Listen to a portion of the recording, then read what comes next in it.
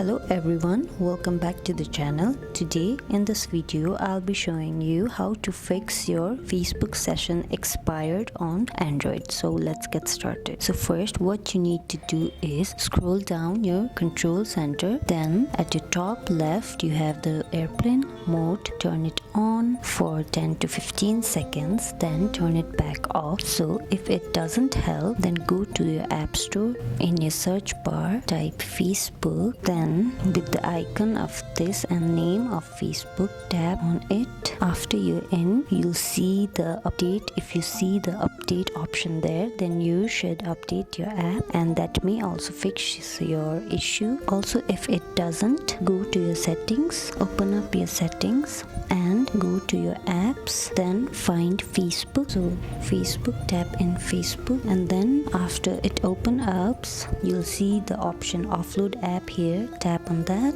offload your app. So after it's done, there will be the reinstall app option. So reinstall your app and then you are done. So this is how you can fix your Facebook session that is expired. I hope this video helped you out, guys. Like if it did and comment down below if you have any questions. So see you in the next video. Bye.